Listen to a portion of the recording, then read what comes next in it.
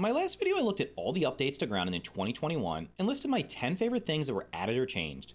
Now let's shift our focus to the future. In this video, I'll be sharing the top 10 things I want to be added to Grounded in 2022. Before we begin, make sure to hit the subscribe button below, and thank you to all my channel members who help make videos like this possible.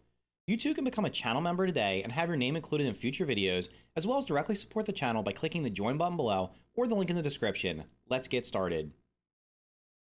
Kicking off our list of things that I would like to see added in 2022 to Grounded, at number 10 is going to be the complete story.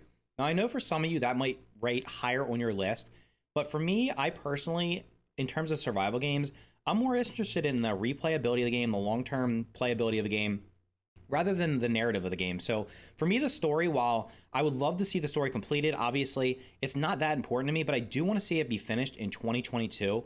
That way we'll know the game is at least finished or close to finished, and it'll give us a sense of like what's going on in the game, because right now all we do is we go around from lab to lab, we get these research notes, we listen to the window logs, and we have a kind of a broken picture of what's going on. But I'd love to be able to find out what exactly is the complete story. So hopefully by the end of 2022 we will have the complete story for Grounded in the game.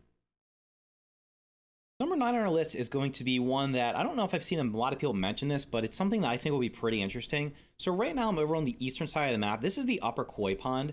And you'll see there's this giant water area up here. Now, I did notice when I came up here, there's a lot of hills up here that I don't know if those were there before. They may or may not have been. I don't really spend much time up here because there's nothing up here.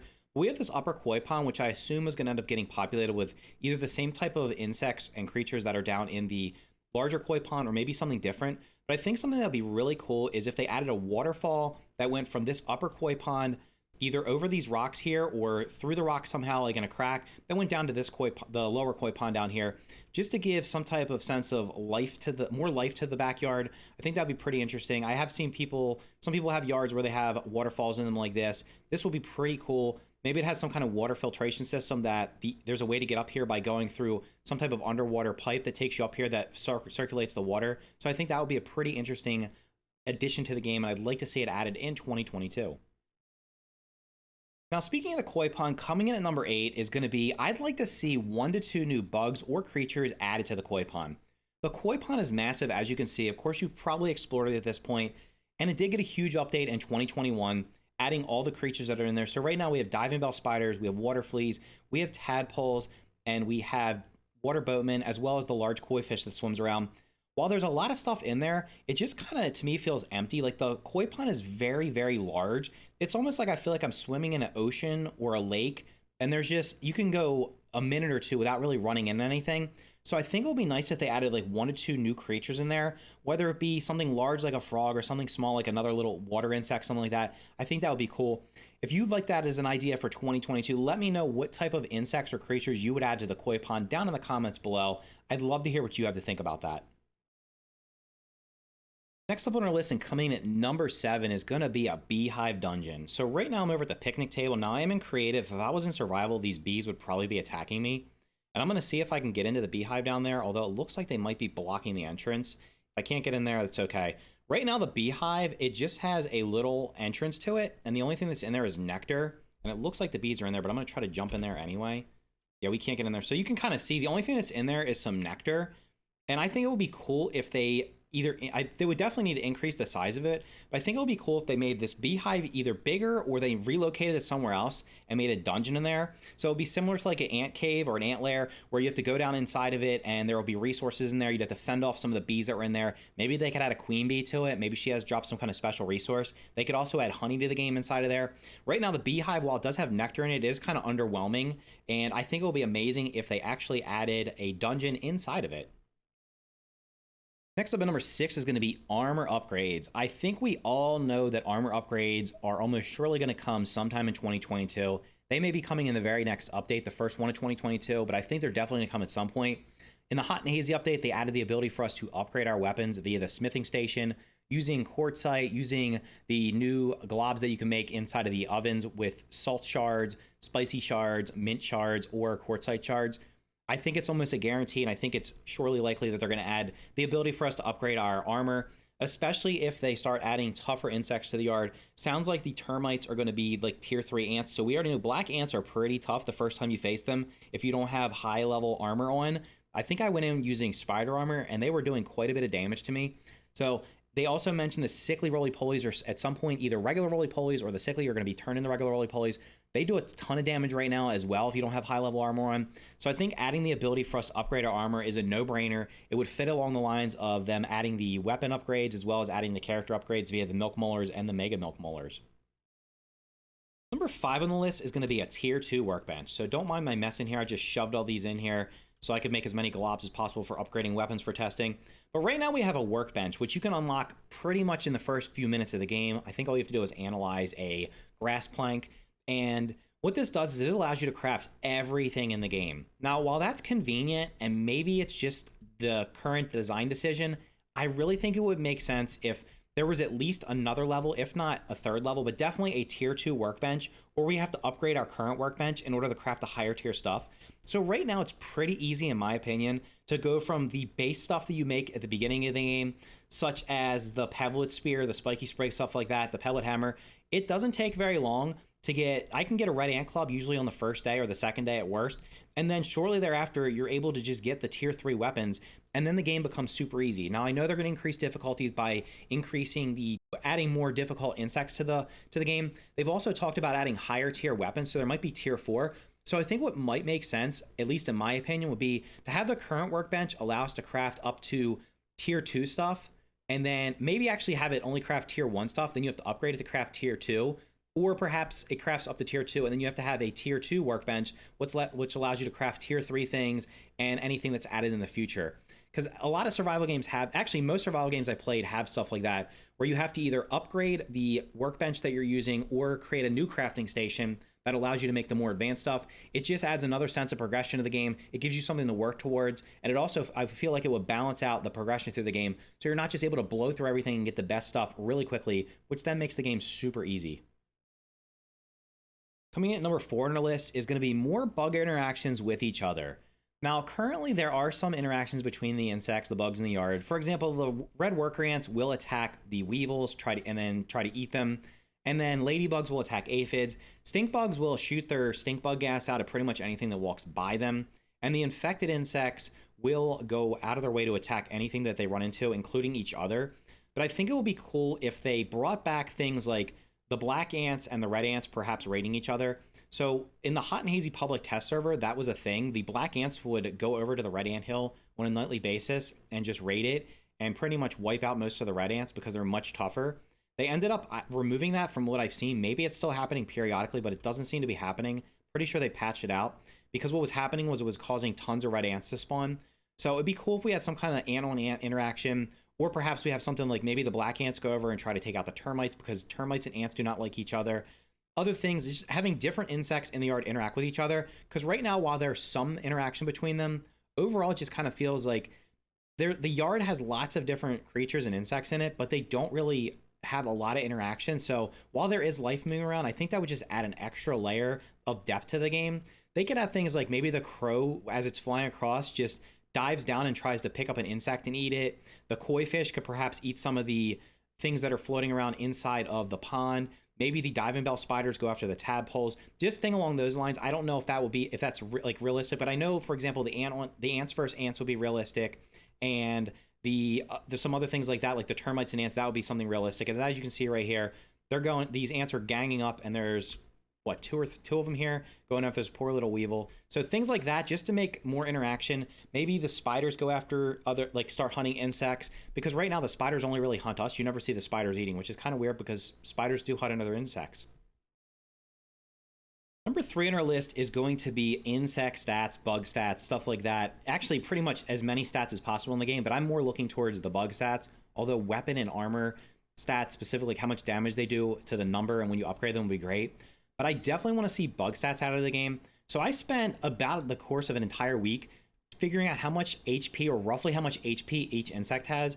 So for example, this red ant, I believe, has 6 HP, but I think it would be fantastic if there was a way to unlock or learn everything we need to know about the insects. So perhaps after you kill a certain number of a specific insect, or take back parts from it and analyze it at the research tent, it'll unlock things like what its weaknesses are, how much HP it has, what its threshold is for stunning it, what's it strong against, things like that.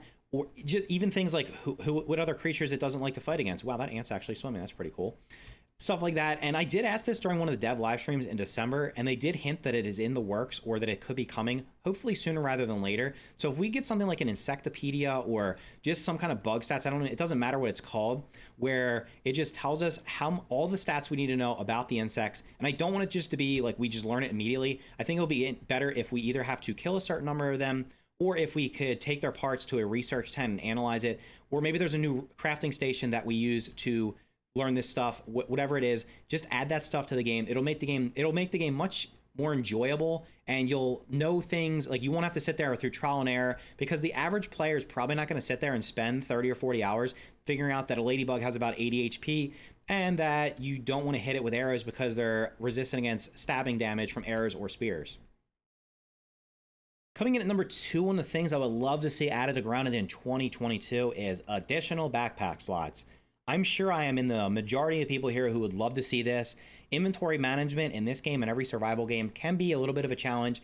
This game has so many different resources that you oftentimes end up not being able to take things back with you. And I know that that could be a design choice. They did change the stack sizes to address that so we can carry more of things. The issue with me is that it wasn't about stack size so much as it was about there's too many different things in the game.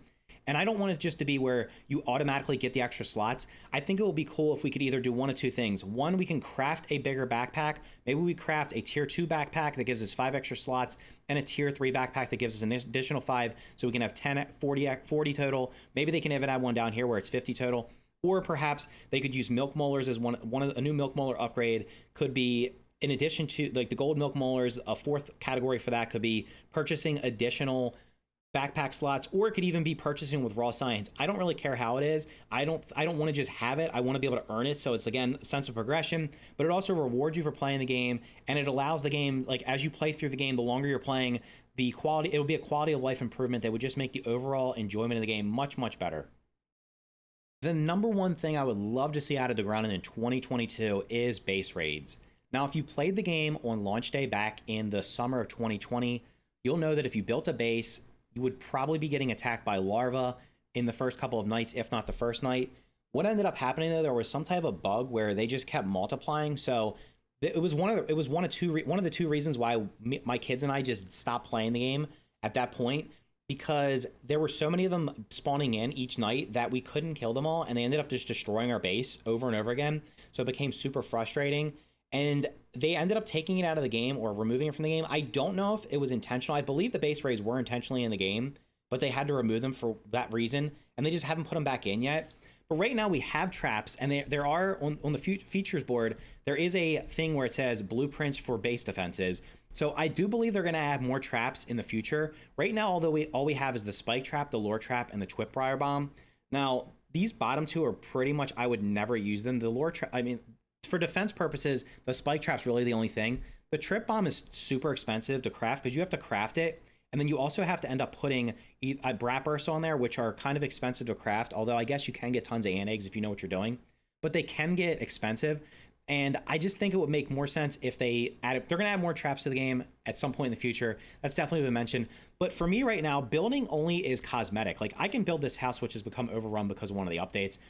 You just build a house like this, you can put your stuff in it. Yeah, you can build amazing things. You can build a mansion, you can build a castle, you can build these super structures. And I know people love to do that, and that's fantastic. But for me, if I'm going to build in the game, and if all this time was spent making all these building pieces, I think it would be great if we actually had our bases get attacked on some regular interval. I don't care if it's every night, if it's every week, or if it's based on in-game events. Perhaps like after you repair the mysterious machine, your base will get attacked by red worker. Maybe actually, if you go once you go into the red anthill, get the chip out of there, then your base will get attacked by red worker ants. Or maybe after you kill 10 red worker ants, then they'll start attacking periodically, or the soldier ants will start attacking periodically. And things would just increase in difficulty after that over certain time intervals, or based on in-game actions. Like after the ants, it could be larvae, then it could go up to beetles or stink bugs, things like that. And just because each type insect has different attacks, like for example, the larva would just attack your base, but a stink bug could produce the gas attack, which could hit you while you're inside of the building, and the beetle could shoot acid, which would